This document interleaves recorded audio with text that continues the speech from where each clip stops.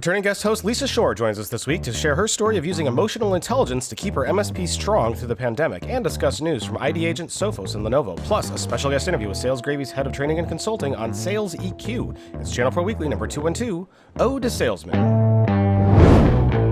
Hello and welcome to Channel Pro Weekly, episode 212. My name is Matt Whitlock, technology editor, online director, and your host of this show for the folks out there like you. And you are the VARs, the MSPs, the IT integrators, the system analysts, the system builders, the systems. You could be a system. Human beings are like a system. Why not, right? The general gist, though, is that if you do technology related things with other businesses, that's kind of the key. Then you're probably in the right place, and we are glad that you are here joining us for this awesome show. And here with us also is the man of the hour, my partner in crime here at Channel Pro, the executive editor, Rich Freeman. Greetings, Matt, and greetings, audience. It's great to see your bright, smiley face, Mr. Rich. How are things? Things are pretty good. The year is picking up speed here. I'm still, working from home. The travel doesn't start until next month, but things are going well. They might be going a little bit better for me right now than you. Perhaps we'll see how. So what Rich is alluding to is that I was lucky enough to pick up yet another fine cold. See, what a lot of people forget is that before the whole COVID thing and everybody was like, working on like staying inside, there were lots of other colds and illnesses that existed before then, and they still exist. So now with people milling around, I think all of the colds that I didn't get in 2020 and 2021, I'm getting now. Is how that's working. So we'll see how this goes. Pardon me, folks, if you hear me sneeze or cough or blow my nose. I'm going to try to make sure I hit the mute button on that. But awesome. We got a great show ahead, Rich. We got a guest. We're going to get to her in just a minute. I'm super excited that she's back. It's one that I know everybody loves when she's on. But Rich, we've got a lot of things coming up in the months ahead. We're rolling right into February, which means that we are but yet 1 month-ish away from our first live event of the year. Tell us about it. Yes, yeah. Well, and it's first of 6. We will be doing some online only events this year as well, but we have 6 one-day in-person face-to-face events scheduled for 2022, beginning March 9th in Newark, New Jersey. But we are also going to be in Chicago in May, and Dallas in June, Charlotte, North Carolina in the summertime at some point, Washington, D.C. a little bit after that, the Southern California, Los Angeles. You can get information about all these different shows at events.channelpronetwork.com, events.channelpronetwork.com. And I'll just tell you, we're going to be talking about all the things that really matter to you and the folks in our audience right now. So we're going to be talking about security. We're going to be talking about recruiting and retention, which is a very difficult thing to be doing right now. We've got this awesome sort of social media sales and marketing workshop, hands-on kind of thing that we're going to be doing in partnership with experts from JS Group, Janet Shine's company. We're going to be talking about building a Microsoft Azure practice. You're all probably doing Microsoft 365 and Teams. But if you want to get into Azure, as a lot of people do, we're going to provide some real-world case studies and ideas. So lots and lots of really good stuff. Events.channelpronetwork.com. And if you do not want to wait and you want to go and register for that show, you can go to if you're watching on YouTube, I'm going to put a graphic up. It's got a QR code. You can just scan that with your phone. It'll take you straight to the registration page. If you're listening, you can also go to events.channelpronetwork.com, find all the links there. But you can also go to channelproforum.com/Newark. That'll take you right to the registration page for there. You can use the promo code CPVIP. That's only for our podcast listeners. That will get you in the door free of charge. You won't want to miss it, folks. It's going to be a great show and a great way to kick off the year. So lots of great stuff there.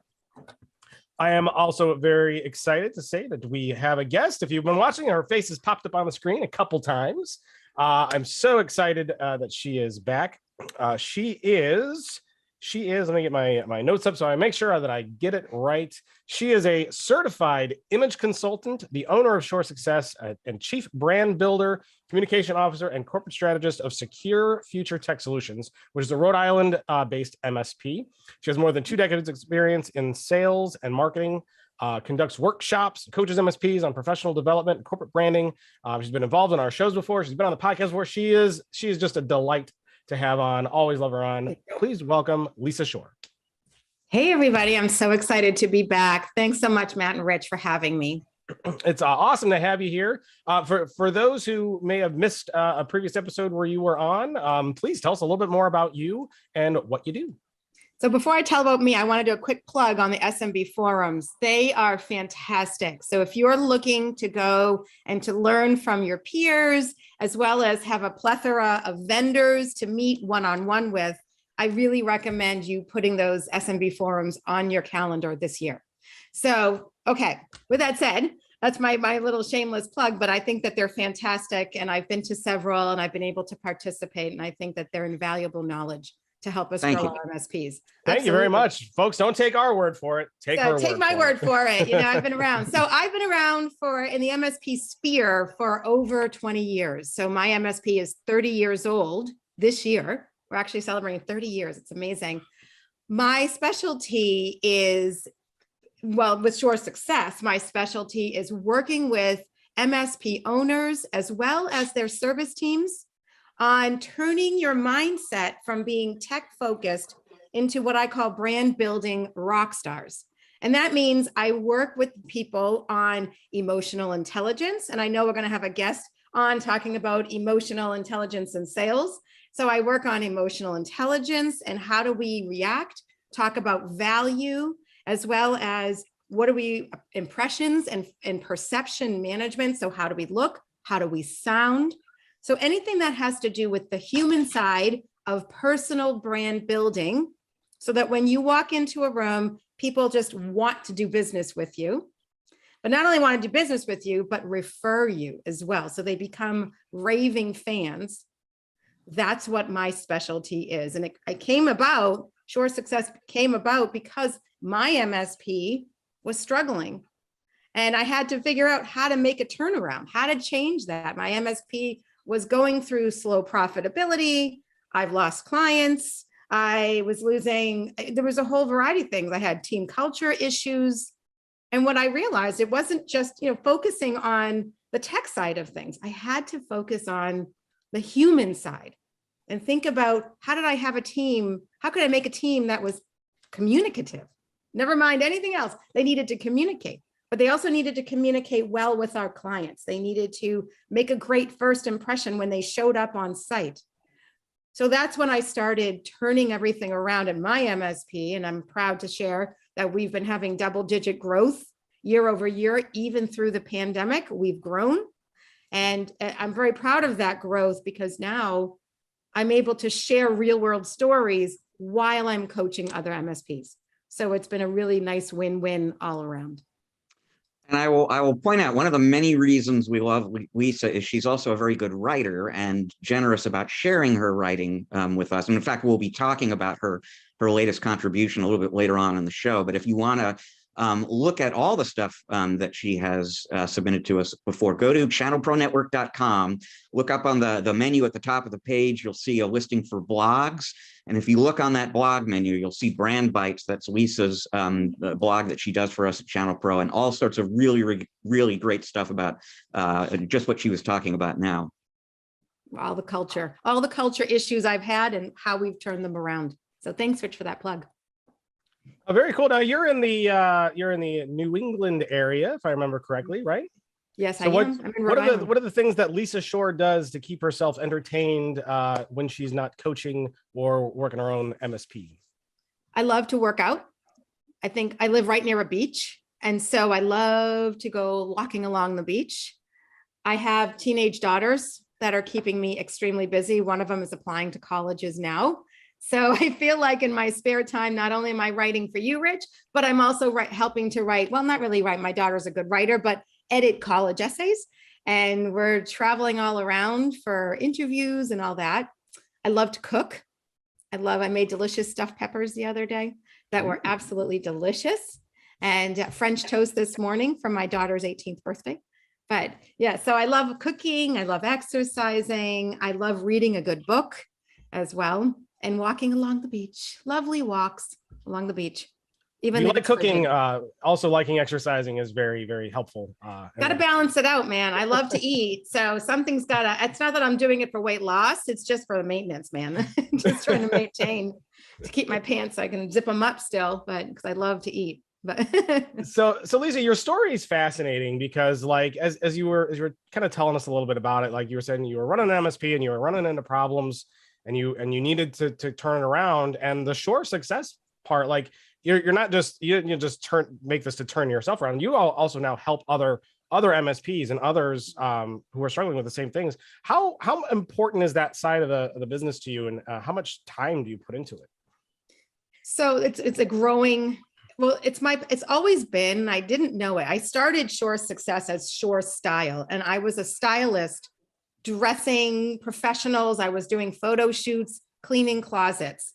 And so I expanded my services and I really shifted my clientele, and I focused on one industry, and that's the MSP industry.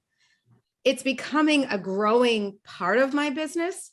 And so for that reason, I've had to hire and delegate people at Secure Future Tech to do some of the roles that I was doing, because growing this side of the business and really helping MSPs is a mission in my, I say I have a paradigm shift, that I want to shift the mindset of every MSP globally from thinking that tech skills are all we need to grow a business. It is not. We've got to build in soft skills, or a lot of people say, well, I don't want to use soft skills. I want to call them essential skills, whatever you call them. But the reality is, if we don't think about how we speak, how we look, how we communicate, what we communicate, setting expectations, thinking about that emotional intelligence that we'll talk about in a bit, and how do we empathize and connect with others? And at the end of the day, it's all about being intentional with our actions. So it's a growing piece. As you can, I probably feel it right through the screen. It's extremely passionate and important, because MSPs by nature are tech. That's where their comfort zone is. That's where they want to live. And I get it. And I'm blown away by the conversations. I'm blown away by the knowledge in this industry. But I also see that clients are hiring me because they're losing clients, because they're burning leads, because they don't know how to answer the phones. And that's why I'm getting hired. They're calling me because they need help building teams that are confident and that can build relationships. So very, very cool. We're very excited to have you on. And I'm sure you're going to have a lot to add in as well, because we've got a lot of really cool things that we're going to talk about. So for those who are wanting to know what we're going to be talking about today, we got some news coming in from ID Agent, and the Bullfish ID security training. And Lisa, you know a lot about that because you're, I believe, a partner of them, right? We are a partner of ID Agents. Absolutely. I'm a big fan of their product and services. Yeah. So I'm sure you're going to have a lot of insight to add there. We're going to be talking about Sophos and their new entrance into the zero trust network access market. Lenovo's in the news. We're going to be talking about them. You'll have to just stick around to see what we got to say about them. We're going to talk about emotional intelligence and to keep the MSP strong through the pandemic. That's going to be a really cool article that we're going to discuss as well. And then we got an interview coming up later with Keith Lubner. We're going to be talking about emotional selling with emotional intelligence. I bet you guys are going to have a lot to say and talk about for that as well. I can't wait for that. Yeah, I'm so excited. That's going to be great. So folks, this is not a show you want to miss. So strap in and we are going to get the ball rolling. Rich, tell us about ID Agent and what they're doing with Bullfish ID. Yeah, and actually, as we're recording this news broke today, just a few hours ago. So this is hot off the presses right here. So ID Agent is a unit, a subsidiary of Kaseya. They're best known that, the product that kind of put them on the map is called Dark Web ID. It's a dark web monitoring solution. For a long while, it has also been available with a second ID agent solution called Bullfish ID, which is a security awareness training tool. And up until today, up until this week, those two products were essentially one product. You bought them together. The security awareness training tool was sort of embedded within the dark web tool. And what they did this week is split them apart. They are now both available as standalone products. If you want to get them together, you still can, but they are treating these as separate products instead of different components of the same product. So what does that wind up meaning? Well, I mean, first of all, it's going to give the ID agent folks the flexibility to have a separate release schedule and roadmap for the security awareness training tool. You might see updates a little bit more often there. It's going to give them the ability to customize the interface for that solution a little bit. It'll have its own kind of user experience, which was hard for them to do before. Another thing is, because if you buy that product on its own, instead of buying two products together, it's going to be less expensive. So it's aggressively priced. It'll be less expensive than you were paying for the two products before, which makes it possible to consider using this as a sales tool. Dark Web ID itself has been a very powerful sales tool for a lot of MSPs out there. There's nothing quite as compelling as going into a sales meeting with a prospect and showing him or her their password. That will get somebody's attention. But these days, security awareness training is a great door opener too. There are a lot of cyber insurance policies that require a certain amount of that, and there are MSPs who are sort of introducing themselves to customers with a security awareness offering, and then doing a sort of land and expand from there into other elements of security, and then maybe into the whole managed services package. You will get, as an MSP, you'll get some more flexibility to bundle this tool now together with other things that you use that maybe you didn't have before. You were sort of locked into getting the dark web product. If that's not something you want, you have some more flexibility. Kaseya has some more flexibility in terms of how they maybe bundle this together now with some of the other security tools that they sell on top of this. And then I'm looking quickly here. I mean, there were some other product updates to Bullfish ID announced this week. The ability to customize the training emails and training programs a little bit, the ability to create one campaign, apply it to multiple customers, the ability to customize reports in terms of timing and content. They've sort of enhanced the reporting functionality. And they've added the ability to put your logo onto white label, basically the interface that the end user is going to see. But the big news here is just that it's its own product now, and that makes this that opens up possibilities for everybody, basically. I think Lisa, that I one want of to turn the it straight over to you. Does this make sense now that it's its own thing? Have you kind of wanted it to be a separate product? we have, we have wanted it switched out or separated, because the log, so just when you sign on a Bullfish client, the way that you had to purchase it, you bought the whole bundle together, you had to buy it.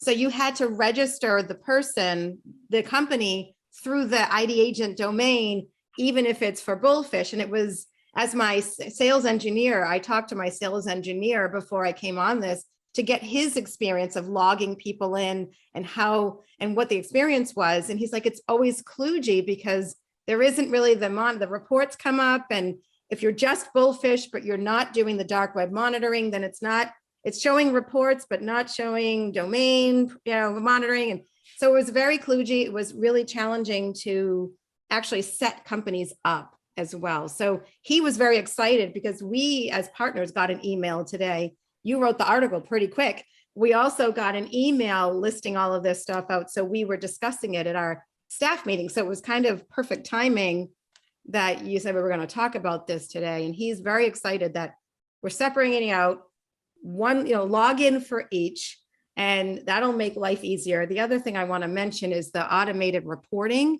Instead of us having to download it and then send it, it's just automatically going to go to the client. So we'll do the simulated training. We'll send out a phishing email and we'll test the company.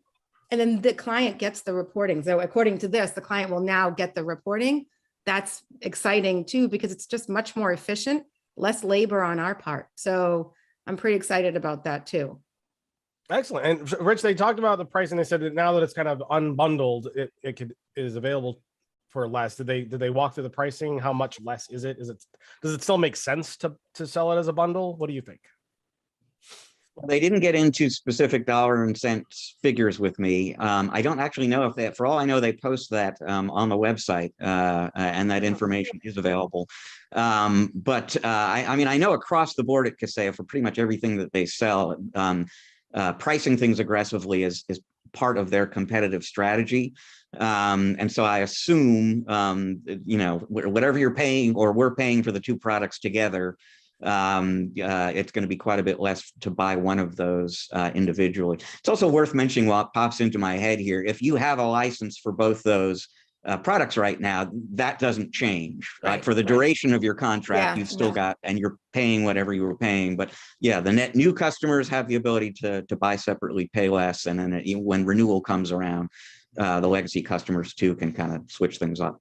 And you mentioned something important in this article, and that's the cyber insurance.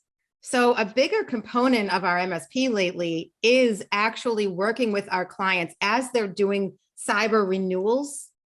And the list of must-haves in order to receive a renewal and an insurance policy, cyber liability, cyber crime, the two different policies that you need, and it always includes things like the cyber training.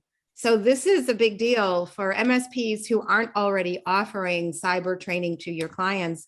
This is a big deal and it's something that insurance companies are now requiring. So I thought that was an interesting and valid point for having this product as a standalone. The pricing could be more compelling because you're already paying policies that are out the window, and we're always looking to find ways to be efficient and cost effective for clients if we can be. So, but the cyber training is now a requirement. So I thought that was interesting that you mentioned that in the article too. Fantastic. Well, it seems like it's a good thing. I think everyone thinks this is a good change for ID agent, making these two things separate. So and Lisa, so you are an ID agent partner. You use this. Is this? I'm sure you've looked at other security awareness tools. This is the one that you guys like the most? This is the one that we have stuck with for many reasons. One, it's, we like the product. We like the results of the product. I also have great relationships with their team. And that's a big deal as well. People, they have been conversational. We're able to get them when we need them. They're, and that's a big deal when you're dealing with vendors. There are other vendors out there, sure, that do the simulation training and all of that, but we have really nice relationship with ID Agent. I love the powered services program. I know that's mentioned in the article. I've been able to, if I'm in a pinch and I need a quick social post or a phishing email sample, I go right to powered services and grab something from their site. So it's been able to really solve a lot of our questions or, fill in a gap in our services and we do use the ID Agent when you were talking about the phishing. When we're doing, the dark web scanning, Rich, when you were mentioning in the beginning, that's a great marketing tool that we do at trade shows. So that's our pitch. Do you want to know if you're on the dark web? And we'll literally do the scan there. Got a portable printer. We print out the report for them. They have to give us their business card, of course. And so we turn it into a lead, but I use it right there. So it's been a great product for us. Excellent. Well, something that folks want to check out. They added a lot of updates to this as well when they spun it off. There's new features that you might want to check out. So, folks, all of the articles and news entries that we've got links in the show notes at channelpronetwork.com. You go to the show notes for episode 212. They're there. A lot of phones, when you subscribe to the podcast, which you should do, subscribe to Channel Pro Weekly. That way it's just in your phone, no matter where you are. A lot of those will show you the links there. If not, you can go to the website, channelpronetwork.com, and you can find them there. If you're watching on YouTube, hello, hit the like button, leave a comment. It's always appreciated. And you can open up the description area. We got links there because there's a lot more detail. We're just kind of giving our thoughts and hitting the high level stuff here. So go and check all of these out while you are listening and read along to get more of the details. Rich, Sophos is in the news. They are entering the zero trust network access market. What the heck does that mean? Well, here we are, Matt. It's been all of 2 weeks since the last time we spoke about Sophos. 2 episodes. Last time we spoke about Sophos on this podcast here.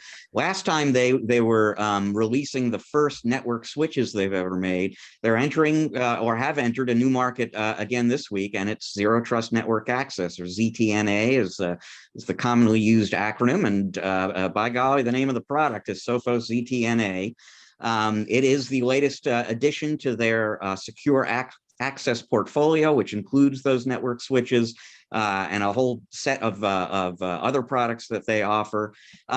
What's kind of interesting about this ZTNA product, it works very, very closely in cooperation with Intercept X, which is their endpoint protection system. And so basically it allows you to provide both forms of protection, the antivirus and the ZTNA, through a single agent that can get put onto more or less any device that your customers are using. And it's important both because, it's not another agent that you're putting out there and managing, but it's also, you want to have that agent on all the devices that your customers use these days, especially because that laptop that they're on is sometimes in the office and sometimes at home. And people are working on different devices in different places. And having ZTNA technology in the office is no longer sufficient right now. So this is sort of a built for the hybrid age, mobile ready kind of ZTNA solution. The folks at Sophos will argue with you that if you're relying on things like remote desktops or IPsec or VPN, basically to protect the network from some of those remote locations, you're basically relying exclusively on encryption, which is a powerful tool. But a ZTNA tool it will take more of a whitelist kind of approach, a more hardcore kind of approach to granting least access as necessary, least privilege principles. Get applied typically through a ZTNA tool. And then same argument that Sophos made 2 weeks ago when we were talking about their network switches. Why should you be using their network switches? Well, one of the reasons they like to emphasize is that not only does this new product integrate with Intercept X, but it also shares information with a lot of their other solutions. And so this is just one more way basically to kind of reduce some of the financial and operational burdens that come with a multi-vendor security strategy. If simplifying that is appealing to you, now they're saying they've got another way to do that. But it's interesting. We're not even out of January yet, Matt, and here's the second totally new, and not even like an updated product, but totally new product category for Sophos. They must have been hunkered down and really busy last year making all this new stuff for folks. So Lisa, let me ask you this. So as an MSP, do you see adding ZTNA to your existing stack of BDR, MDR, PSA, AV, XDR, and JWI, WOSQ stack? Say that 65 times. Not this particular product, but I do agree that it's important, especially because we're all hybrid. Traditional VPNs, when you log in to a VPN, you're usually given the keys to multiple networks.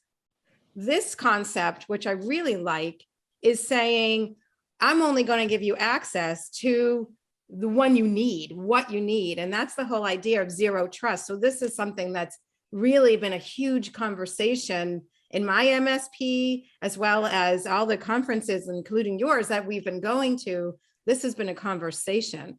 And as we have to be responsible and think about, well, who needs access to what? And I mean, I like the idea of bundling the endpoint protection along with it as just convenience. But I think that the bigger thing that we're talking about and looking at, I don't know that Sophos is going to be our product, but I think that what Sophos is really instigating here is a conversation that MSPs need to have internally as to which team members have access to whose network. Because even if their networks are locked down in terms of users and passwords and all of that, a hacker can still be savvy. Once they figure out how to get into the tunnel there, then they're just going to move laterally. And we just did this in a presentation yesterday on business email compromise to attorneys at a bar association. We talked about once they get in, then they move laterally. Well, it would be the same thing with a hacker here. So I think that it's really a critical conversation, one we're having daily at my MSP. Yeah, Rich, and she's absolutely right. We've been talking a lot about zero trust as just as a concept at many shows throughout 2021.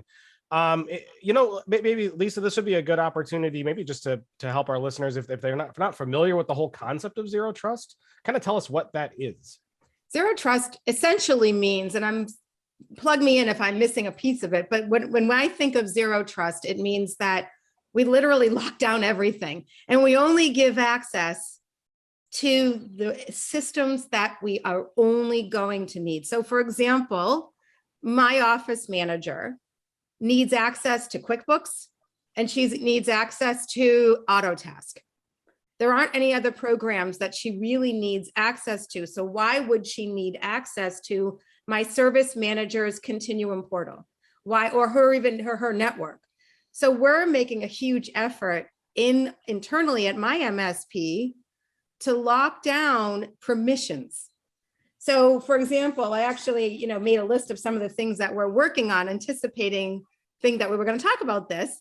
I guess I can read your mind a little bit, Matt. But like we're global admin rights for Office 365 is something that we have buttoned, I know we're talking Sophos, but just to kind of give you a personal example, in my MSP, we've buttoned down global access. Not everybody needs access to all the different licenses and portals and all the different features that Office 365 offers.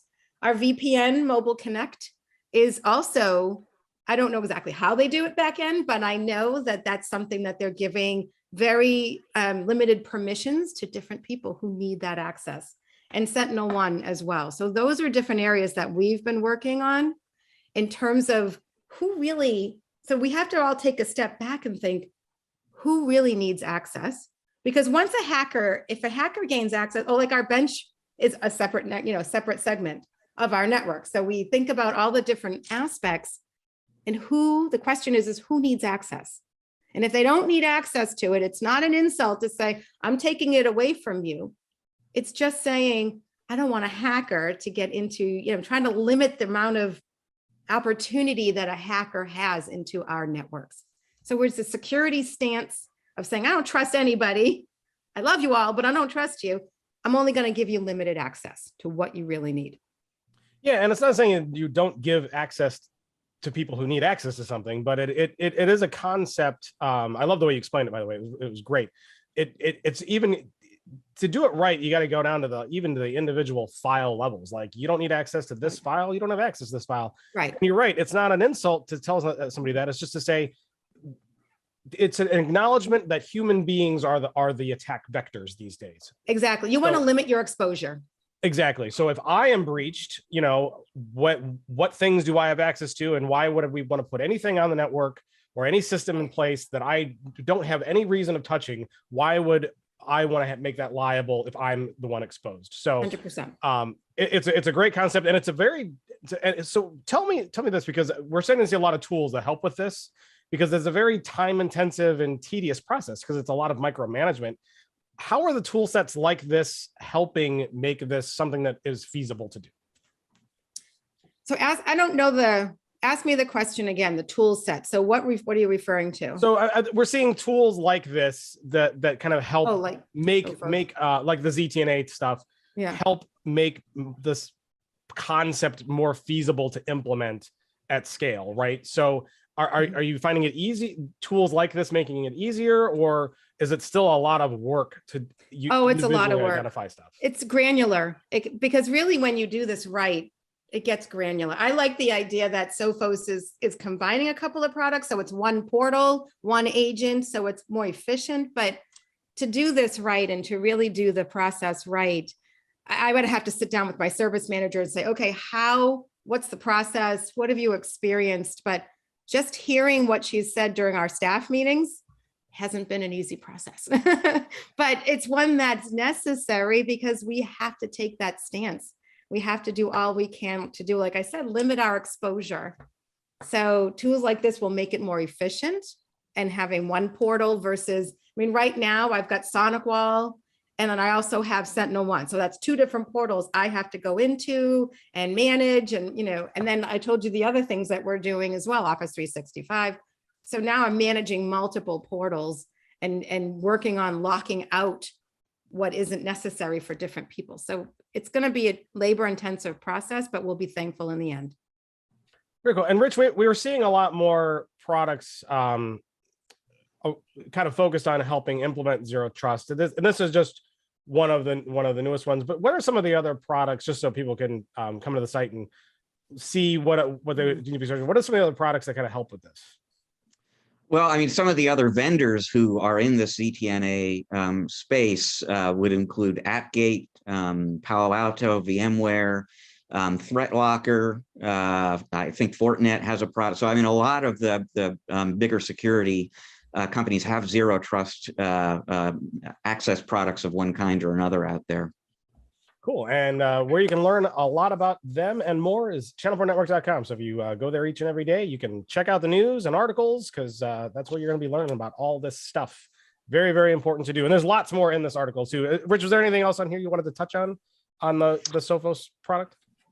I'm just super quickly, because Lisa was talking about the importance of segmentation in zero trust, and that is a really important concept there. There is segmentation technology in the Sophos product, and the importance of that. Sophos published their research organization published a case study this week about a technology vendor. They didn't name the vendor, so we don't know who it was, but some technology vendor out there was breached. An attacker got onto the network, and because the segmentation wasn't robust, they spent 2 months hopping around from system to system, and that's what happens.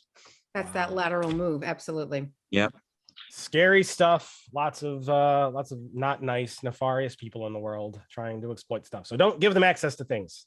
Start locking things down. Listen to Lisa. Change your password regularly. Make sure you have different passwords for everything, or else they're going to do credential stuffing as well to do all the. Oh yeah, don't get me started on that. Separate. I'm a big credentials guy. Oh, completely separate conversation. But anyway, listen to Lisa, folks. She's really, really smart. She knows what she's talking about. So just ask yourself, what would Lisa do? That's what you need to do. All right. Tell my children that. Well, they'll never my husband. You're the parent, so automatically you don't qualify for that. Yeah. All right, so we got one more news story we want to touch on, Rich, and that's Lenovo. They're in the news. They're adding some high performance computing to something. Tell us about that. So high performance computing, I mean, there are probably some people listening right now who are thinking, well, that's a niche and I'm not in that niche, and this is probably not relevant to me. It might be a little more relevant to you once you begin to understand this offering a little bit, because one of the things that's interesting about it to me is that it could open up this market a little bit to people who are not playing in there right now. So what last year, Lenovo introduced a program they call TrueScale, which is their hardware as a service program. And at some point last year, they pretty much made almost everything that they do available through the TrueScale program. What they did this week is add high performance computing products to TrueScale as well. So you can now get these HPC computers on an as-a-service basis. According to Lenovo, and I haven't been able to verify this, I don't know if it's true or not, but they're saying this is the first pay-per-use on-premises HP, as-a-service HPC kind of offering out there. And so it kind of brings some of the, operational expenditure, cloud computing kind of flexibility advantages of that hardware as a service model to the HPC market. And just think about, we've spoken many times before here about platforms like Apex from Dell and GreenLake from HPE, which both involve, on-premises hardware that you're paying for on a consumption basis. And that's kind of how this will work. Now, interestingly, ordinarily, when people get interested in hardware as a service, what interests them about that is that they have the ability to scale up, but also kind of scale down. If I'm not utilizing the product, I'm not paying for the product. That is apparently, according to Lenovo, less of an issue with HPC. Their HPC customers average about 90% plus utilization 24/7, according to Lenovo. So that, in the past, there have been two issues basically that have kept SMBs away from these kind of HPC, like cloud-based HPC as a service HPC kinds of products. And one is there's not all that much appeal to being able to pay less when you're not utilizing, because they're always utilizing. And then the other thing is just that the prices were sort of scaled to the enterprise and not the SMB. What SMBs find interesting or may about this offering is that it is priced affordably or priced within reach of an SMB budget. And it allows them to do something that has been very, very difficult for them in the past. In the past, if you started running out of capacity or you landed some big new project and you needed new HPC gear to handle that project, you had to go out and buy new equipment. It could take weeks, maybe months before that order gets fulfilled and you've got it set up. What Lenovo hopes that HPC customers will find appealing about this is the idea of having unused capacity that you're not paying for sitting there in the closet or the data center or whatever, just kind of ready to go. And you snap your fingers and that, instead of waiting months, the capacity is available immediately, and then you just start paying for it as you use it.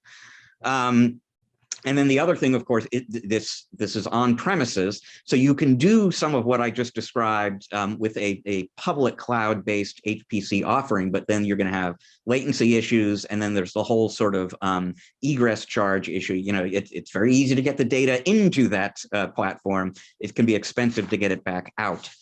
So, the folks at Lenovo, they are not imagining that a future in which HPC customers are going to be doing everything through an as-a-service kind of platform. They are kind of seeing this as maybe a tier to a multi-tiered strategy that you might see for HPC customers, where they'll stick with the stuff that they're using now, traditional model on premises. They'll maybe grow into an as-a-service platform for the reasons that I just listed. And then they might do some things in the public cloud if they need some burst capacity for short-term spikes. If there's specialized functionality, they can only get through a platform like that. So this becomes one way to meet that HPC need. So again, it's priced a little bit more affordably than some HPC solutions have been in the past. Lenovo is hoping that this is going to open up a whole new market for them. They, in fact, have been preparing for the last 5 years, basically. They have been engineering everything HPC oriented that they make for today, essentially, for the day when they will be able to sell something that SMBs can afford, because they see that as this big new market. And here's how big is the market? Well, first of all, according to Intersect 360, which is a research organization that tracks HPC, you're looking at a 9.1% compound annual growth rate through 2025 to over $60 billion. But this was really surprising to me. 20% of Lenovo's revenue today is from HPC customers. So it's already kind of a giant market for them, and they see this getting potentially even bigger, and maybe this brings some of their partners along with them. That's a lot of dollars to be a niche market. Yeah. So Lisa, I'd love to get an MSP's perspective on HPC. You deal with, you said, a lot of lawyers, a lot of law firms. Yeah. Do you have a lot of customers that are leveraging compute power? Not yet. We haven't come across, I mean, we have other clients as well that we work with, some manufacturing clients and construction clients, but no one that's really needed this particular product. But I like the idea that the concept of paying for your usage versus having to have a monthly payment and it's there. Maybe you don't need it, then I think that's an efficient sales conversation to have. Like, hey, we've got a new program, and we're already doing hardware as a service. So we like that model with our firewalls, and some other clients are completely hardware as a service. So we're familiar with that. But I have a question for you, Rich. It says in the article that Lenovo pays partners up front. So where does Lenovo make their money in the end? Like that, to me, it's intriguing that, hey, if I find a client that would fit this need, then I get my revenue and I can collect my payment up front. I like that for cash flow, but where does Lenovo make money? How does that translate? they're making money over time, over the length of the contract through those use-based payments. And it's worth mentioning, by the way, a lot of distributors operate the same way. So if they all have, you know, hardware as a service programs these days, and most of them will just pay you the whole value of the deal for you right up front. You get the cash immediately, and then they're collecting the payments every month. So that's how Lenovo will do it too. Like that. So it seems like if the real draw to this, from my opinion, is having more capacity than you need. Because if you know what capacity you need, it's going to be really tough to sell somebody on, well, you should pay for that as a service as opposed to just buying the hardware and utilizing it to whatever capacity you want. Or am I wrong there? Is this okay? So let's say you never need more capacity than what you have, and you're going to use it 100% all the time. Which model makes more sense? Like economically, from a financial standpoint, or yeah, sure. Let's go with that. I'm trying to see. Like, I get the point that if you want to have extra capacity on hand, so you want to have a big rack of compute power ready to rock and roll, but it's not costing you a dime until you actually touch it. That model makes sense to me. But that also makes sense for certain cases when, like, you would be expecting to have a client like ramp up and down with certain things. But is that the only time this makes sense, or does this model make sense when your utilization is known and fixed? Or am I not? Well, I mean, no, I think, and I don't know exactly how the numbers would compare on the standard purchasing model versus the per use model, but I mean, the idea is, or what Lenovo is saying, you know, their customers are typically utilizing 90% of the capacity anyway. So, I mean, in theory, that's a wash, right? Whether you're paying for it up front, or, you know, maybe you prefer having it on the operational budget instead of having to make a big capital outlay up front. That might be a financial advantage to the as a service kind of model. But I don't think they believe, and again, SMB is a little bit different because this theoretically makes HPC a little bit easier for a smaller business to get into. But the big driver isn't that financial advantage. It's more the other advantage you were talking about, which is just that there's this pain point for a growing company that does high performance computing, where it just takes a lot of time to add capacity, and you don't want to make a big capital expenditure upfront, anticipating that you're going to need, you know, capacity later. This is just a much more efficient, faster way to keep up with increasing capacity needs. I think that I want to ask about the on-premise piece too. Wouldn't that be a benefit as well? So, because you're not dealing with the cloud traffic. So if you're doing calculations and you need to get it done, and there's a lot to compute, then you have to deal with the cloud traffic and the internet and all. Where if it's on premise, it would be a much more efficient, quicker, powerful process. Would that be? Absolutely, yeah. There's right? Yeah. A lot of data, a lot of processing. Right. Yeah, performance is just going to be a problem if you're doing this purely in the cloud. My understanding is the like public cloud HPC market has actually grown quite a bit in the last 2 years, because people couldn't go into the office where the on-premises stuff, but they were sort of stuck with cloud-based alternatives. But I believe, based on what I've heard, that most HPC users much prefer to have the equipment on site for that performance related reason. Interesting. Cool. Well, let me ask one question from the MSP perspective. So, because Lisa asked about who makes money and when. Does the partner make money on the utilization of the hardware, or just on the implementation up front? I mean, I assume whatever margin you're making, you know, there's margin that you're making from Lenovo on anything, you know, that you sell, however you sell. So there is some hardware margin, I'm sure, built into this. I don't know what the percentages look like, how that compares, but yeah, I'm sure you're making money on the gear itself as well as the implementation. That's a good question. And does the partner make money on the utilization after that, or just on the implementation? Well, I mean, they're getting their money up front. So I don't know how that percentage, how that formula works, but Okay. they get paid once. Okay, good to That know. was my Good to know. question, Interesting. Matt, Lisa, too. any other thoughts?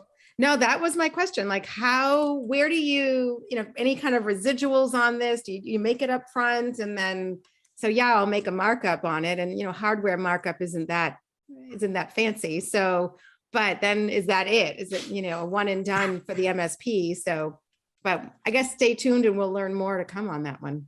Yeah, Sounds like. for sure. I'm sure it's on the top. The last time we're going to talk about high performance computing and doing that as a service for sure. So that kind of wraps up the news, but we got one other story we want to talk about, and it's written by someone who happens to be on this particular show right now. It's an article from Miss Lisa Shorr, or a blog entry in her blog that she has on the site.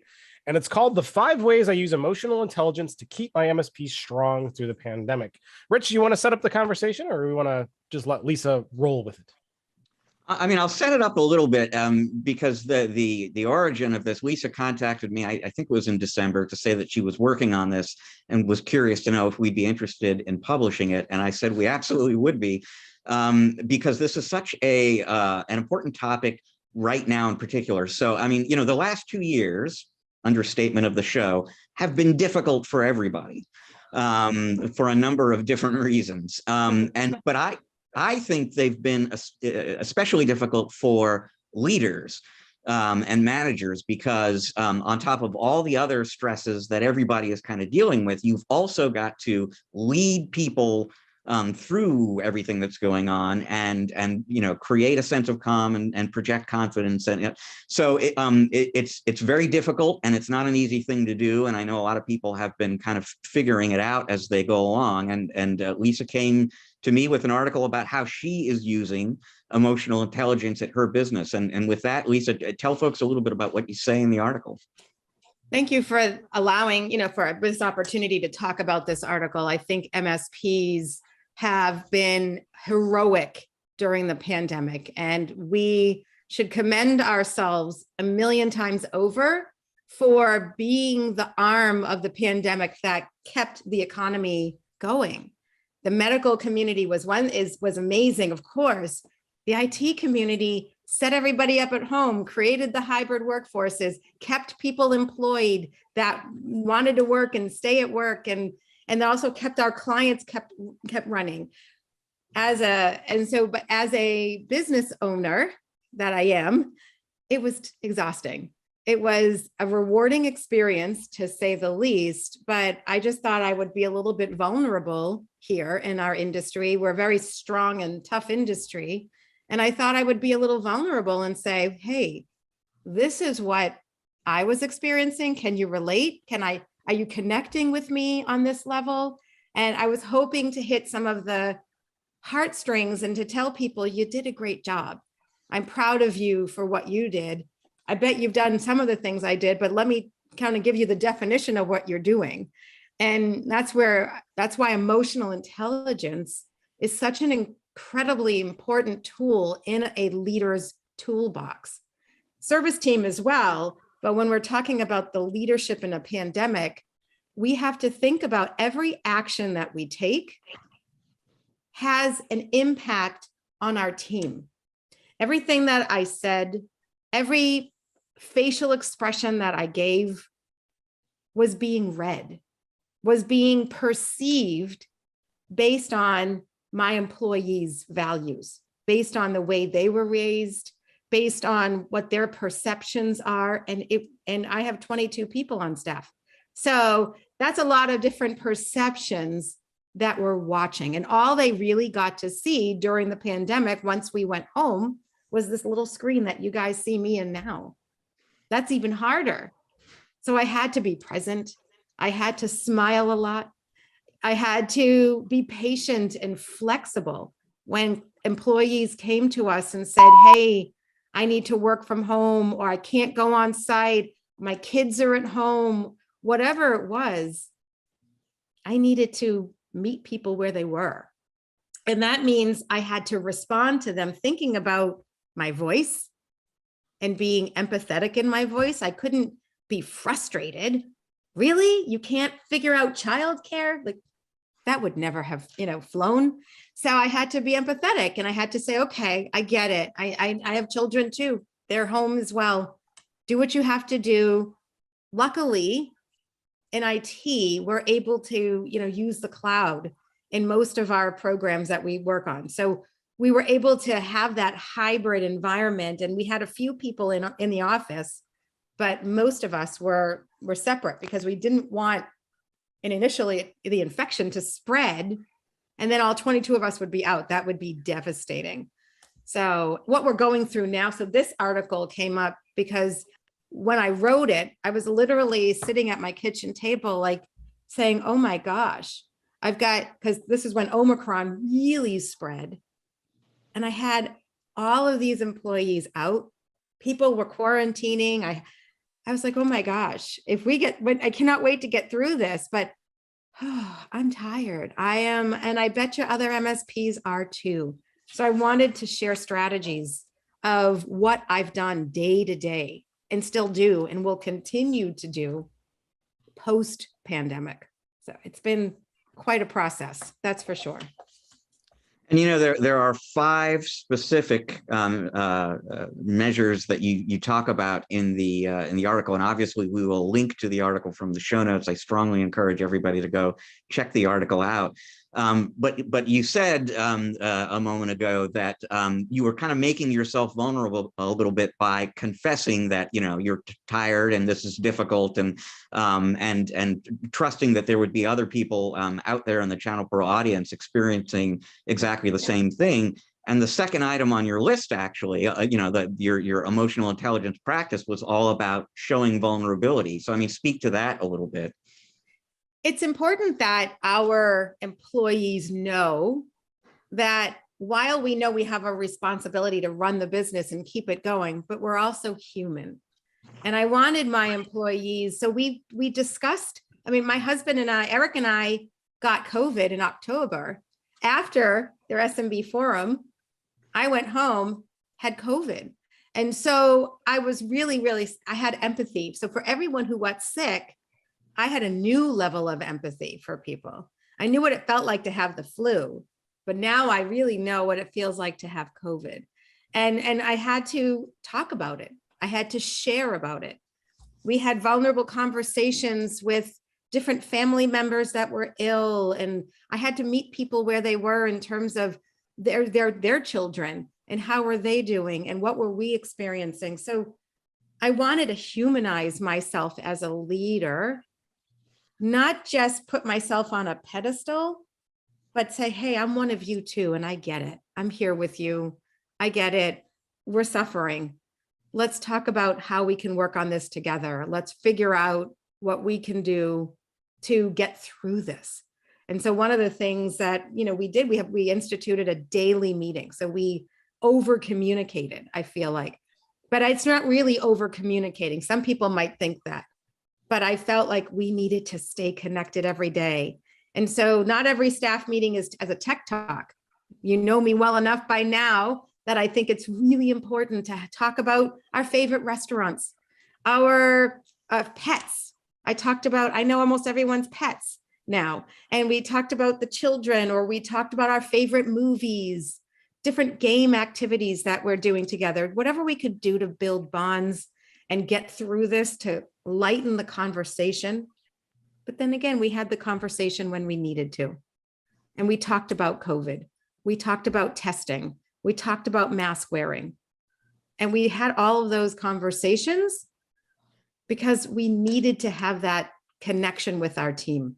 The worst thing that a leader could be during a pandemic like this and be perceived as is disconnected, not present, and not empathetic to what other people are going through.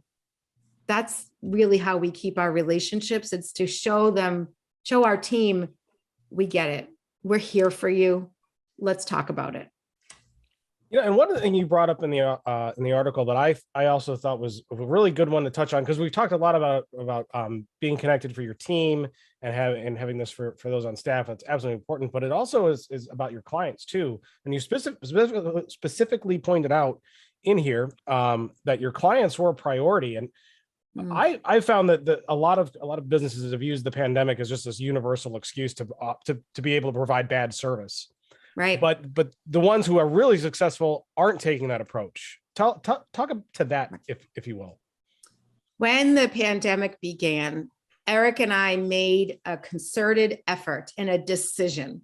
We are going to be there and be present. We didn't know what we were in for. We didn't know what that meant. We didn't know the concessions we were going to make going forward, but we knew we had to be there.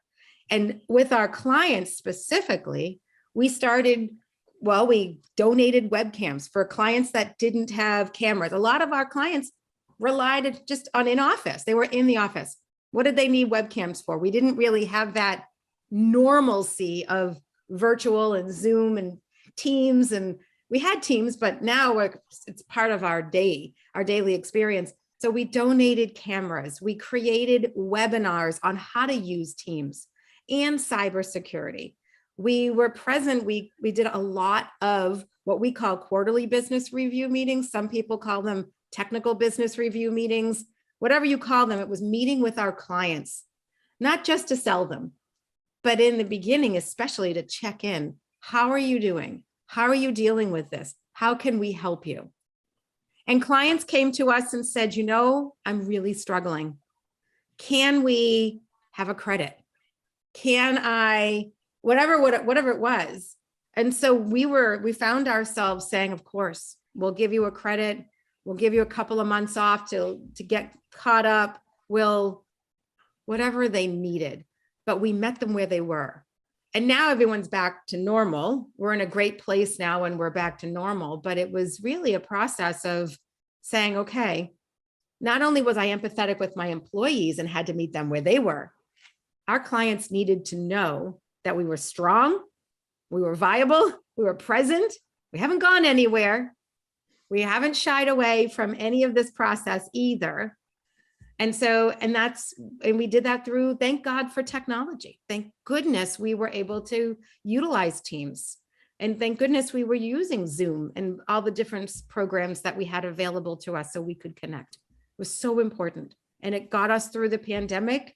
We didn't let anybody go, no layoffs, and which was great. And, here we are today. So I'm thankful. And you probably came on the other side of that with a lot of loyal customers as well. We did. Yeah, no, they were thanking us. And it was heartwarming, but they did thank us for that as well. You bet. Well, that is fantastic. It's a great article. There's a lot of different points in here. I really recommend folks hit the show notes page on channelpronetwork.com or open your phone, or if you're watching on YouTube, open that up. Go read this. Very, very, very well written and very insightful. I hope everybody checks that out. With that, we're going to take a short break, but when we come back, we've got Keith Lubner. He's going to be joining us. He's the managing partner, by the way, Channel Consulting Corp, and executive vice president and head of trade. A lot of titles. He's got a lot of titles, but he's a very, very smart guy. But we're going to be talking about sales EQ and how that works. So it's going to be a fascinating discussion, and Lisa's the perfect person to join us for that. She's going to be with us on the other side because she's also into the emotional intelligence and personal branding. So she's just going to have I'm sure a lot to say. It's going to be an awesome discussion. So we'll get him on, and we'll be back in just a moment.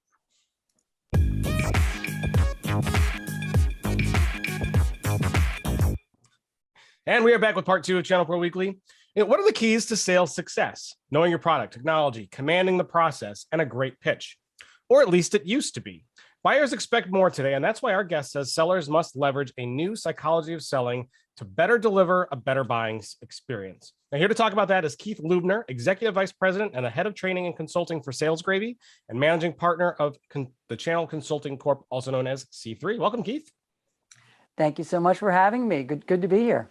It's great to have you on with us. It's been a while. For those who may not have seen you before or got a chance to see you speak, tell us a little bit about you and what you do. Oh my goodness gracious! Do you have an hour and a half? Then I can give you all about my background. But I'll give you the commercial, the short version of it. Okay. I've been in the technology space for over 30 years, and I presented at multiple conferences, yours included. In fact, you blessed me back in 2016 by being one of the the ChannelPro luminaries, if you will, at that point. And I tell everybody about it. I was so thrilled when that happened. But what we do is we really work with a lot of firms, both within technology and outside of technology, outside of those spaces, in helping them accelerate their routes to market. And when you really think about it, that comes down to some core basic things that they have to do from a sales, marketing, and messaging perspective. So we focus entirely on that, and we train people around that. And our founder of Sales Gravy, he's written 15 books. He's on his 16th book right now, and they're worldwide bestsellers. And they resonate with people because of this one notion: simplicity. They're very simple topics that can be deployed and effectively put in motion. And when people do that, because from a psychological perspective, when you really think about it, people crave simplicity. They can't stand complexity. When we overcomplicate things, when we overcomplicate sales processes, when we overcomplicate something like prospecting, when we overcomplicate messages, it doesn't resonate well in the marketplace. So when you boil it down to simplicity, great things tend to happen. So we based all of our training programs around that core philosophy, if you will. So what we really want to talk about with you here right now, Keith, is this whole sales EQ, sales emotional quotient idea that you've really, from my perspective, been kind of a pioneer of. And I'll say, you're just joining us on the show now. We just moments ago, we're speaking with our guest host, Lisa Shorr, about an article that she wrote for our website about the importance these days of emotional intelligence. And so this whole idea of being kind of plugged in emotionally to the people you're communicating with, I think it's kind of in the air a little bit right now, and certainly on this episode of the show. Tell folks a little bit about just what is sales EQ. Okay, no, it's you're right. It is top of mind, and in fact, it's what ultra high performers, and we work with these people day in and day out. It's what they're doing really, really well now that's differentiating themselves from everybody else in the marketplace. Sales EQ is sales specific emotional intelligence, and what that means is people understand how to control their own disruptive emotions, but also how to impact and influence the emotions that others have. And at the core, when you can do that, you lock in and create deeper, more meaningful relationships. Because when you really think about it, at the end of the day, people buy from people. And we have to understand that. And when we understand that, and these ultra high performers I reference, they know that. And so when they go into engagements, when they start interacting with people, they don't start pitching people on logic, bits, bytes, speeds, feeds. And they understand that people will make decisions based on emotion first, then justify on logic. The problem, though, is, especially in the technology field, and I've been in for over 30 years, is that we've been conditioned. I remember my very first job 30 years ago. They told me, get out there and demo the product. Just demo it, and the product will sell itself. So we've been conditioned for years and years and years to pitch logic, the bits, the bytes, the speeds, the feeds, and then it'll take care of itself. And now it's we've completely flipped it on its script. You now have to go into relationships, and you have to hold off on the logic, because people can find out in upwards of 70 to 80% about you and your products and your services well before you ever engage with them. So what does the differentiator become? It becomes the relationship, the emotional intelligence, the ability to connect to people. So when we teach this, and we teach this an awful lot, we've written a book on it. It's called Sales EQ. Our founder's written many books, and that's one of the best sellers out there. You have to go into the relationship thinking that the person on the other end, they're not thinking about the specs or anything like that. What they're thinking about are 5 questions in the back of their head. And they're thinking about this subconsciously, by the way. The first question they think about when they interact with you is, very simply, do I like you? It's the first question you thought about with me, and the first question I thought about with you when we ever met, the first time we ever met. The next question they think about is, do you listen to me? And then the next question they think about is actually the most insatiable, you try to trigger the most insatiable human need, and that's this question: do you make me feel important? Then they start thinking about, do you get me and my problems? And then they start thinking about, do I trust and I believe you? But if you notice that sequence there, you got to open up the first couple doors and answer those questions first. Now, what these ultra high performers do, they go right in and they start to trigger those questions.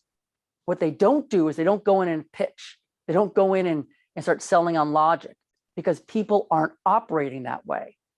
And when you develop that relationship with someone, no matter what, you win. So it's like you got to sell yourself first, and then you can get into selling the whatever you're actually pitching. Yeah, you got to connect. Yeah, you have to connect first. And that's how all humans simply operate.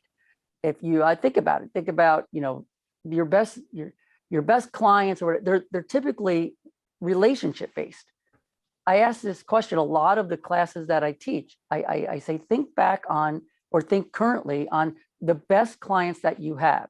And invariably people say, oh yeah, they're a good friend of mine now. I hang out with them. I can call them up and they respond this way. Those are all relationship-based answers.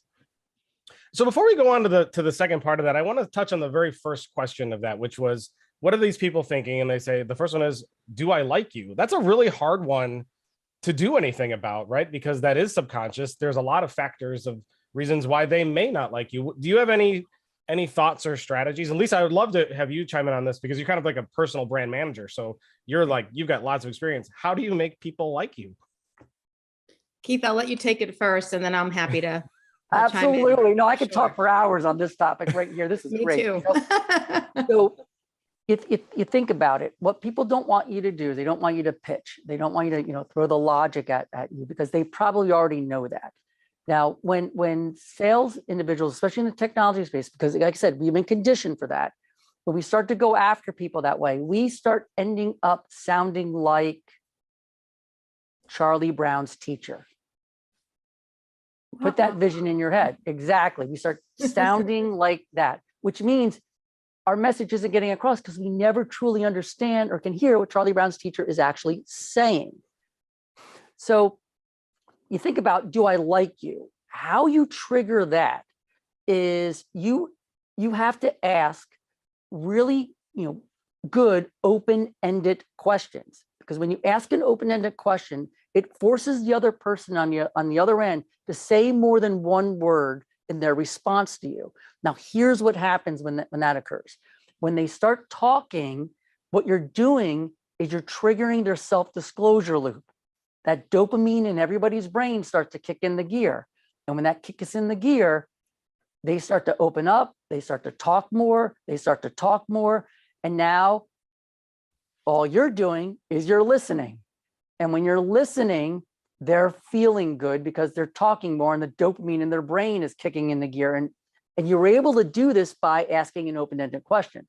When you don't ask an open-ended question, when you go right into pitching, or you ask a close-ended question, you never give them a chance to talk. And therefore, if they don't talk, you're not listening. And listening has been, studies have shown it counts for over 40% of your job performance.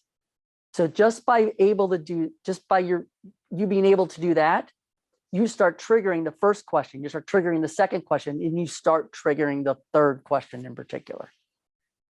Lisa, would you like to add to that? I would love to. Absolutely. The foundation, I agree that we've got to make sure that we're asking questions, Keith, about open-ended, not giving one-word answers, yes, no, because that ends the conversation. The question of, do I like you? And in terms of emotional intelligence, that's the foundation of perception. And how do you want to be perceived by others? So me as an image consultant would say also, think about how you are presenting yourself.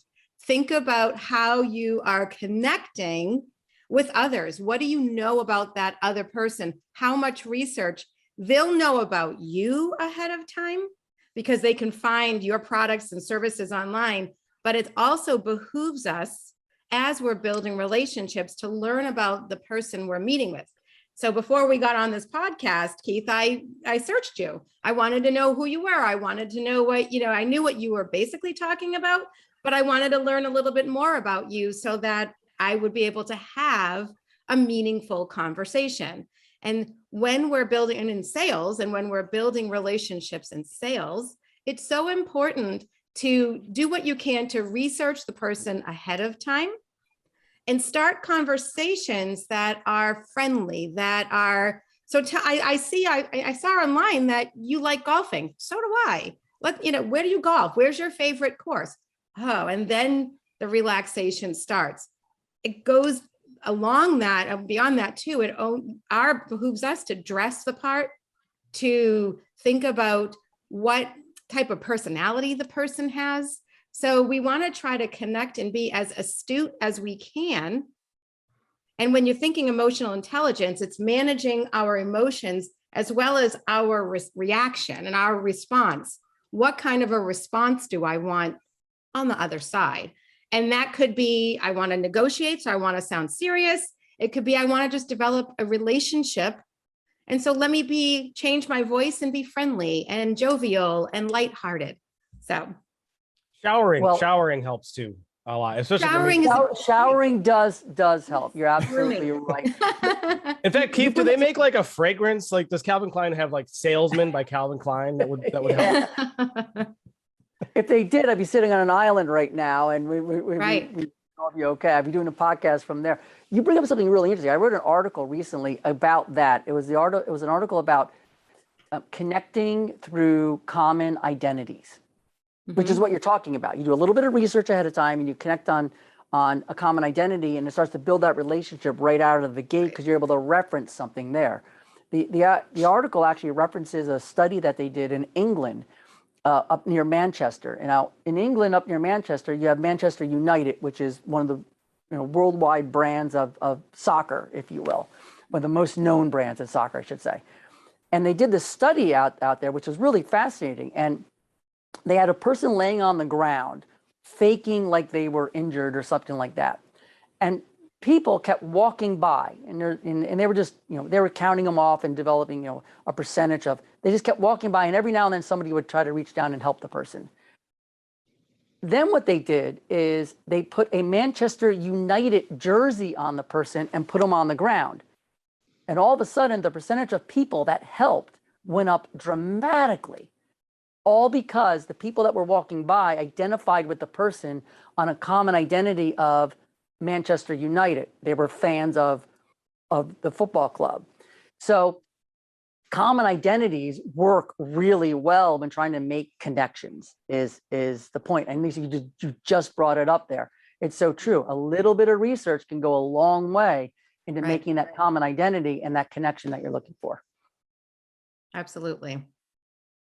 So you got to start by researching, understanding the person you're going to be selling to, and then you've got to establish a connection, a bond with that person. Are there any other ways in which an EQ-informed sales process will sort of unfold differently from a more traditional one?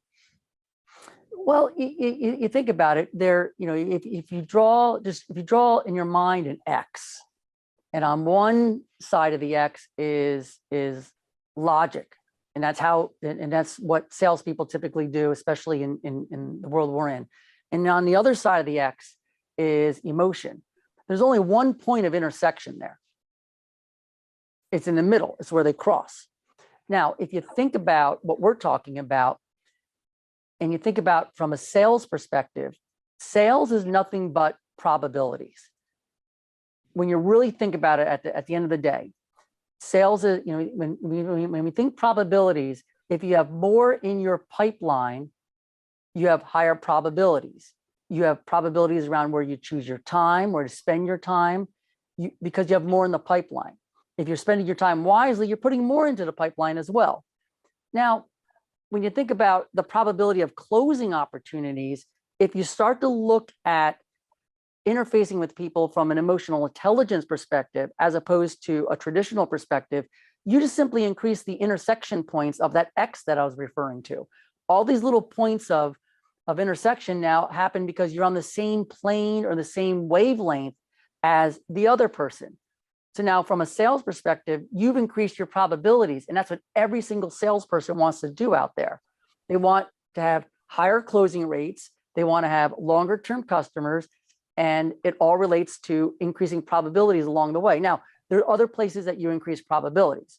Pipeline, you increase it when you have more opportunities in there, you have more choices. To get more into the pipeline, your messaging has to lock into things of around, now here we come back around to it, emotional value, tangible value, or insider curiosity. When your message has something of those qualities, you up your probability of connecting to people again. Now, you notice I mentioned there in your prospecting message, when you have something of emotional value, it ups your probability of connecting, because people, back to people, are emotional beings. Again, back to emotion. Get on the same plane with them, your probabilities go up across the board all throughout the sales process if you do that early on. You know, I've got to imagine there are people in the audience right now who are thinking, you know, I'm an introvert, I'm shy. A lot of technical people are, you know, I tend to approach things from a technical point of view. I'm not a natural born salesperson. I mean, and this kind of gets back to the likability point, but can anybody kind of learn to do this effectively? 100%, 100%. Adam Grant did a study. Adam Grant is a professor out of the University of Pennsylvania, and he wrote a lot of great books. One of his books is called Give and Take. It's phenomenal books on psychology, and he relates a lot of this to sales, if you will. Robert Cialdini does the same thing with his books, with influence and persuasion and all of that. But one of the studies that Adam Grant did was a study on exactly what you're talking about. It was a study around introverts and extroverts. And what he did is he drew the line over to how much, this is interesting, how much each one of these people made per hour. So I come from, again, I've been in industry for 30 years. I come from the era of Wall Street, New York, you know, boiler room, go, go, go, extroverts, like dress for success, all of that. So I'm reading the study, and the introvert, sitting in their PJs, pecking away on the computer, doesn't want to get out there. That's the vision we all have of that person. That person made $120 an hour after Adam's study. So I'm reading this study, as I kept going, I want to see, what is the extrovert? What are they? I'm thinking, God, it's got to be a lot. They only made $125 an hour in sales. Now, that's basically not even this. It's not even a Starbucks latte these days difference. So you can sit in your PJs and make just as much as just putting yourself out there.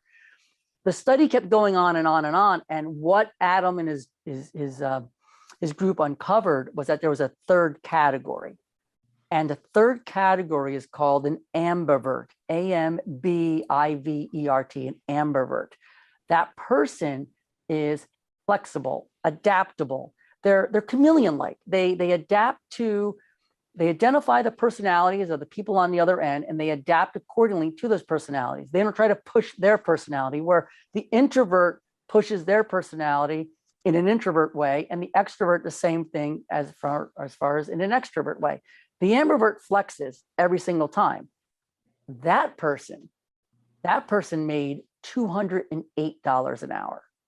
And all it was, and you can be very intentional with this, is when you understand the personality of the other person as one example of the person on the other end, you just are intentional about flexing to that personality, not trying to force your own personality on top of them. And when you do that, the numbers show it, you're way more successful. What happens when you get two ambiverts? Sorry, Lisa. What happens when you get two ambiverts on the phone? Like, do they just not talk? They keep flexing, right? They keep silence. Silence. Yeah, dead silence. There you go. That's Who's great. going first? You know, it helps when someone is that person, either introvert. Most of the IT community got into IT and became MSP owners because they love tech, not because they love the art of selling, and because they love the idea of solving a problem. And they're like, oh, I can make some money at this. Let me now help somebody. Oh, I can help that person. And then it grows. So most, not everybody, but most IT business owners are actually introverts, and they learn to become that ambivert. And they do that by learning some strategies of connection. and they force themselves to, and most of them will say, I don't love this, but I know I have to do it. And so for an ambivert, a best solution is to really understand who they are as a personality, understand and get some information of who they're going to be presenting to, and having a process that will help guide them along in terms of questions to ask, understanding industries. It helps if you are an introvert selling to a particular and becoming an expert in a particular industry. And that way you learn their lingo, you learn their nuances, you learn who, like, so my MSP specializes in law firms. So I know that it's a managing partner. I know that there's specialty software. I know that there's depositions. And so I'm able to connect with attorneys because I'm very comfortable with their language, with what they're experiencing. So I take that emotional intelligence and I think, okay, how do I need to react to an attorney? Most of them are hard driving. Give me the information. I've got to be in court in an hour. What do I need? Here you go. And so I've adapted. So it might be easier, as a suggestion to everybody, to think about specializing in particular industries. So you become that expert, the language becomes comfortable for you and makes that sales process a little bit more, I wouldn't say everyone's predictable, but more predictable, because you'll know a lot and be able to anticipate a lot of the objections and questions you're going to get. And you're right, Keith, it's marketing and sales is a numbers game. The more prospects you have to go after to pitch, the better off you are. And the more you can practice this whole process. Yeah, this is interesting you say that, because you're absolutely right. I was on site 2 weeks ago doing a believe it or not, an on-site workshop for an MSP, and it was incredible. It was like, wow. And when I told that story around Adam Grant and the study, you could see the collective sigh in the room from people, because it was a collective sigh of relief that, wow, it's okay that I'm this way. It's okay. And I still can be really successful. Because what you said is absolutely true. They come from the technology space. They're so good at it, but yet they think they have to turn into an extrovert. They think, and it's the furthest from the truth. Oh, and that's why I know this industry so well. I've been in it for 2 decades. Absolutely. Exactly. That's exactly what in the sigh of relief, it was, you could sense it in the air. It was like, wow, thank you. No, I said, don't thank me, thank Adam Grant for doing that study, right? You know, Keith, this some of this goes back to conversations we had years ago on separate matters, but there is what you communicate and how you communicate. And so once upon a time, we were talking about how younger salespeople in particular are maybe leaning on text too much as opposed to some of the older sales techniques. I'm wondering how understanding the right use of the phone and Zoom these days and in-person meetings and text, how all that kind of factors into sales EQ. Oh, big time. And we've written multiple books on all of this, by the way. And one of the biggest programs that I've done over the last 2 years has been a program on virtual selling. And the core of virtual selling is not the notion of just selling over a Zoom meeting per se. There's different nuances, obviously. You don't have all of your senses. I mean, I can go on and on. But the core of that program talks about how you need to take an omni-channel approach to all of your different communications that you're having with people out there right now. When I say omni-channel approach, I mean text, I mean social media, email, phone, snail mail, you name it. You have to deploy all of these different mechanisms in order to, now here's the key, connect with people with how they want you to connect with them. Now, what happens is we get so comfortable in maybe one way or the other, text or just email, that we keep putting that out there. And our probabilities aren't great of connecting to people, because they may want us to respond or try to connect with them through the phone. They may want us to respond or try to connect with them through social media. They may want us to use a video message to connect with them. But if we don't deploy all of those different mechanisms, we keep missing chances of connecting to them. So it's incumbent upon us to flex and be that ambivert with our different communication methods. And when we do so, we connect with them on an emotional level because they're happier that way. I poll like that in all these workshops that I do, I poll people, and it's amazing. Even in virtual workshops, I'll say something like, how many people prefer to be communicated with by the phone? And I'll get people raising their hand. How many like text? Oh, I'll get this. How many people like email? And everybody's different. And my point is, the world is like that. So if everybody's different, that means you have to put yourself out there through all these different channels. And when you do so, your probabilities go up that you're connecting with more people. Numbers game, Lisa just said it again. When you have greater numbers, you connect with more people, you have greater chances at opportunities, you have greater chances at opportunities, you get more proposals out there, you close more business. It's a simple equation. I agree that you have to be all over the place to gain your audience. I do want to make a case, and I wonder how you feel about it, Keith, with phones.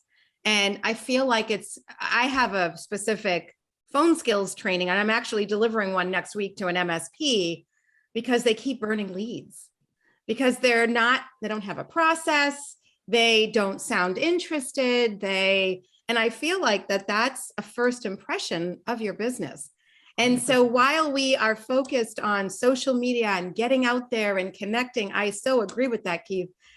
And I don't know if it makes me a little bit traditional in this way or a little bit old school, but I feel like we're missing an opportunity with the phones, and it's still a critical component to building rapport and relationships, because they hear your voice. That's a human primal experience with you. And so I continue to make that case, man. I know we're on social media, and I know that, the younger generation are texting, and my daughter had to make a phone call today to a college that she's applying to.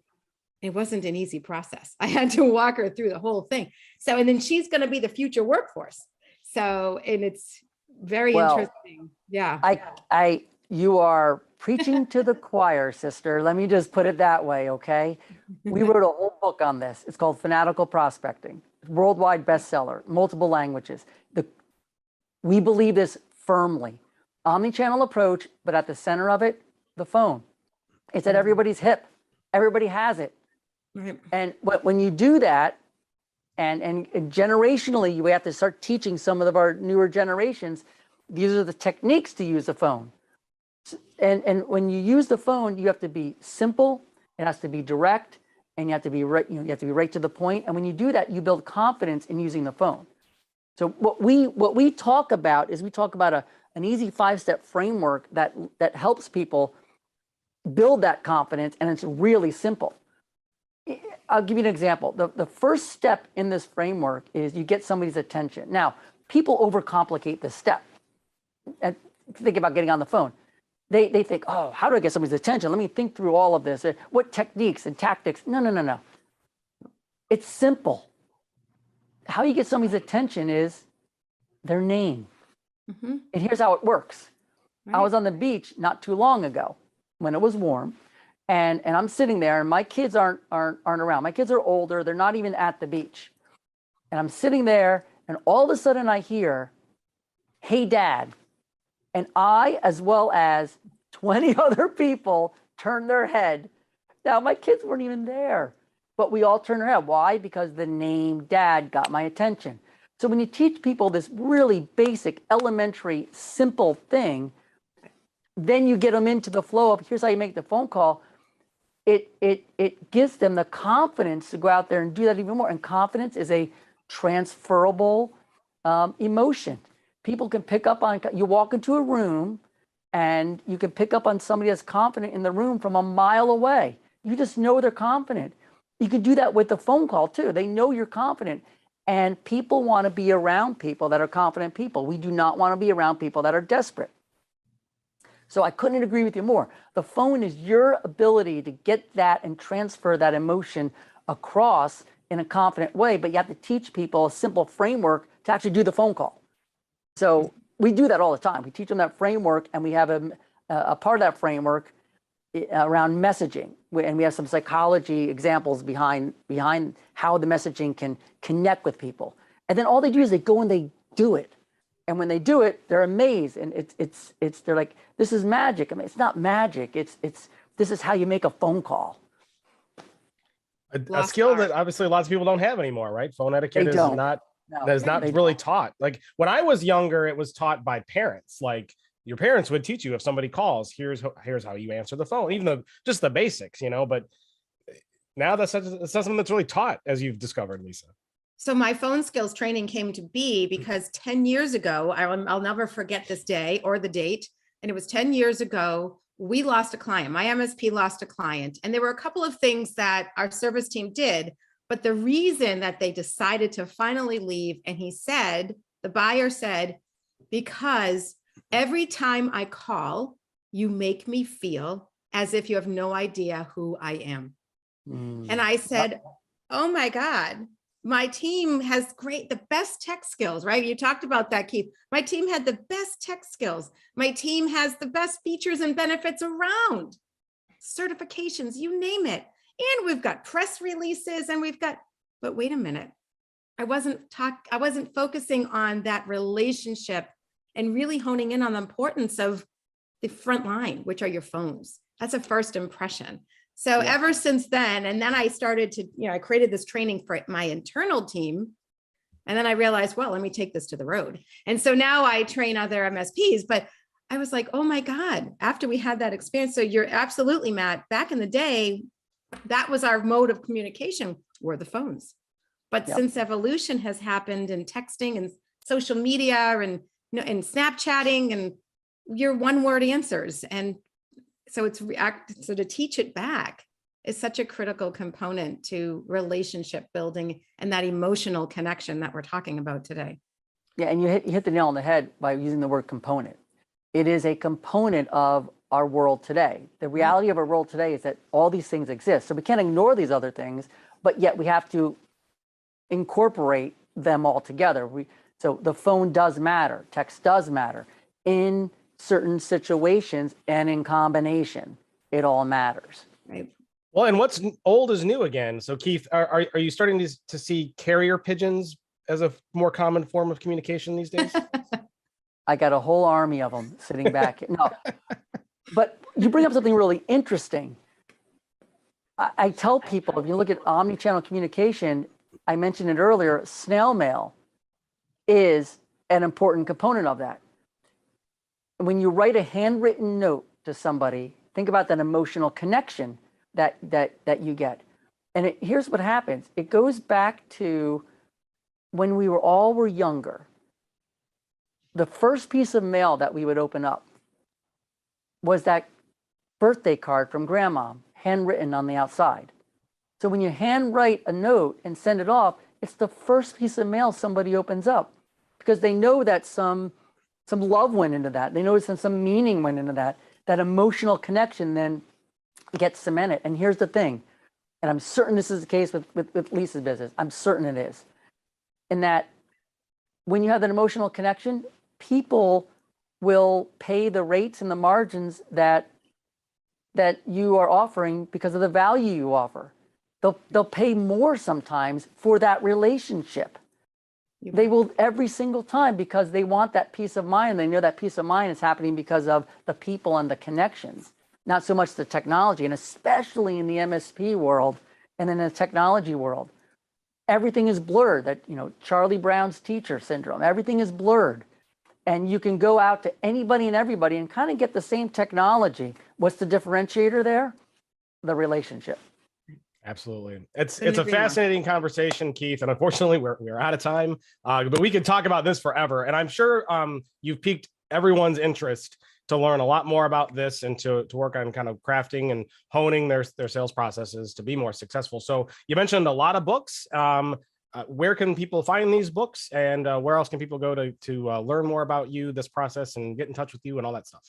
Oh, that's awesome. Yeah, so they can go simply to salesgravy.com, just exactly as it sounds, salesgravy.com. All these books are up on Amazon: Fanatical Prospecting, Sales EQ, Objections, Inked, Virtual Selling, and there's many, many more. They're all up there on Amazon. Just search Sales Gravy or search our founder, Jeb Blunt. They're all up there. If you could recommend one of the books to get started with, which would be the one you'd be like, this is where you want to dive in? Well, considering that pipeline will solve all things, I would start with Fanatical Prospecting, because prospecting will solve the pipeline issue. So when you have a robust pipeline, you go. So I would start absolutely there. That's what I would have suggested too. Absolutely. Exactly. Great book. Awesome. Well, very good. Thank you, Keith, so much for being on. It was a great discussion, and hopefully we'll get you back down the road to talk about some of these other topics, maybe even in more depth. So yeah, with that, do. Oh, yeah, awesome. With that, we're going to take a short break. When we come back, Lisa Shorr will be joining us on the other side for a little bit of fun and to wrap up the show. You won't want to miss it. Stick around. We'll be right back.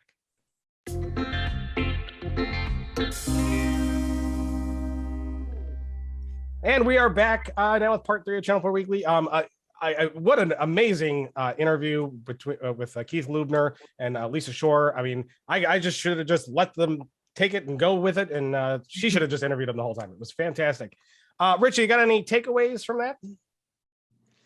No, I mean, I really want to get Lisa's takeaways. All I'll say is I'm trying to remember what the term is in Malcolm Gladwell's book, about viral phenomena. I think it's the connector is the person who knows people and connects them. I'm feeling pretty good about connecting Lisa and Keith, because they are very simpatico in a lot of ways, and they hadn't actually met before. And you can see they think alike in a lot of ways. Absolutely do. Lisa, please, any takeaways you want to highlight from that? Oh, I loved the conversation. It was a perfect match for sure. I think the biggest takeaway for everybody is to understand that we are not in the sales of the features and benefits game. We are in the relationship game, and people buy from people that they know, like, and trust. So in the MSP sphere, we're a bunch of we're in the sea of sameness here. Like, we all offer the same products, services, you name it. How do we differentiate ourselves? Part of that is the process of thinking about and incorporating emotional intelligence. And that's how do we manage our emotions internally, as well as in a group setting, so that we can get the reaction and the impact that we want. And that's the key, is to think about, when you're selling, what's your goal? Having that goal, what do I want the client or the prospect to do? And how do I need to act, speak, dress, think, and communicate so that I'm connecting with them? I think that's a big thing that Keith and I have in common, is that emotional connection. And that's critical to the sales process, the negotiation process, all of that. So important.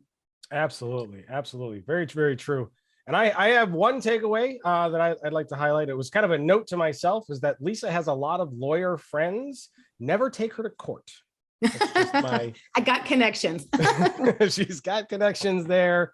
Not a person I want to get into a long legal battle with. That is for sure. So awesome stuff. At least I know we're kind of coming up to the end of time that you had with us. So why don't we go ahead and say goodbye to you? But first, tell us, for those who want well, first of all, did you have fun? I love it. Thanks for having me on again.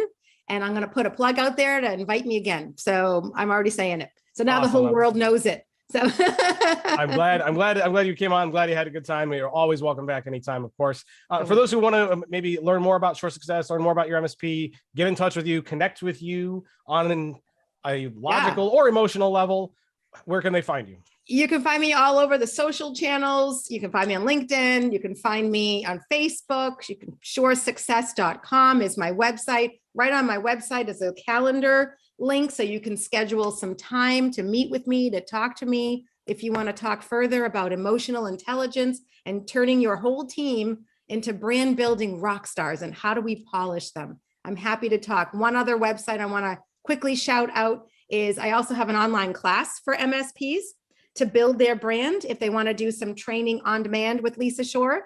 And it's msp.shorrsuccess.com/personal brand. So find me there. I would love that. I'd love to have the conversation. And thank Awesome. you Well, guys make sure we again put a so link much. to that in the show notes as well, so that way it's easy for people to find. And a big thanks to Lisa Shorr, and we'll go ahead and say goodbye to her. Thank you so much, Lisa, Awesome. for being on. Take care, everybody. Take care. All right, Rich, we're going to go on here to the end of the show. We've got things that have happened over the last week that people might want to know about. I guess we can't play any games like 5 questions unless I'm just going to like pick your brain, which I guess I could do, but it's been, we've run through a lot. Why don't we just let everybody go, and we'll pick up with some fun stuff next week. But first, tell us what we might have missed and what might be coming up down the road. Well, you know, a great way and a great place to catch up on stuff you might have missed is to go to ChannelPro's In Case You Missed It column, which appears on ChannelProNetwork.com every Friday. It's written by our own James Gaskin. This week, he's going to tell you a little bit about the updates to the Acronis CyberFit Partner Program that were introduced this week. There is a new cloud print management vendor on Pax8's line card. ConnectWise introduced a new virtual community for its partners. And then I won't get into the details, but James has got a kind of sort of Weekend at Bernie's story involving somebody in Ireland, and you got to check it out. It's very interesting. In terms of what's coming up next week, actually, not a whole lot. There are some events happening next week, not a whole lot of them that will be super relevant to the folks in our audience here. There's some product news as well, but it's all under embargo right now. I can't talk about it. So you're going to have to tune in to Channel Pro Weekly again next week to find out. Lots of surprises in store, I'm sure. So everybody make sure you come back next week. But in the meantime, where can you learn about all that stuff he's alluding to as it happens? ChannelProNetwork.com is where you need to go. Point your web browser there each and every day. There you'll find the latest news that we're talking about, articles, great blog entries from folks like Lisa Shorr, who will help you with your business, all kinds of good stuff. There's resources, there's white papers.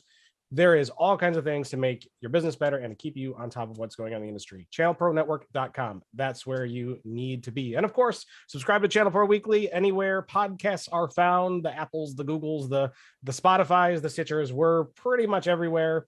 So make sure you throw us on your phone and take us along for the ride, no matter where you're going, and have us in your ear, speaking to your brain while you're doing other things. And of course, if you like to watch, we love having folks who want to watch. We have some interesting things we're going to be talking about as far as the YouTube channel is concerned in the near future that even Rich doesn't know about. How about that? He's going to be finding out some stuff too. But I do encourage you to subscribe to the YouTube channel and hit the bell so you get notifications and all that other stuff that YouTube makes you do in order to do that as well. And please like the video and leave a comment, engage with us. That's where we want. We're on all the socials. Hit us up there. Channel 4 SMB on Twitter or Channel 4 Network on Facebook. We're everywhere. Go to the website and hit us up on all those places as well. You will not regret it, I promise. And with that, big thanks to Keith Lubner for joining us and having that awesome discussion. A big thanks to Lisa Shorr for joining us as well. A big thank you to the people at Dayquil for coming up with something that could help a person like me get through a show like this while being completely congested. So thank you to the Dayquil people. And with that, we are going to say goodbye this week, but we'll see everybody in episode 213 next week. See you then.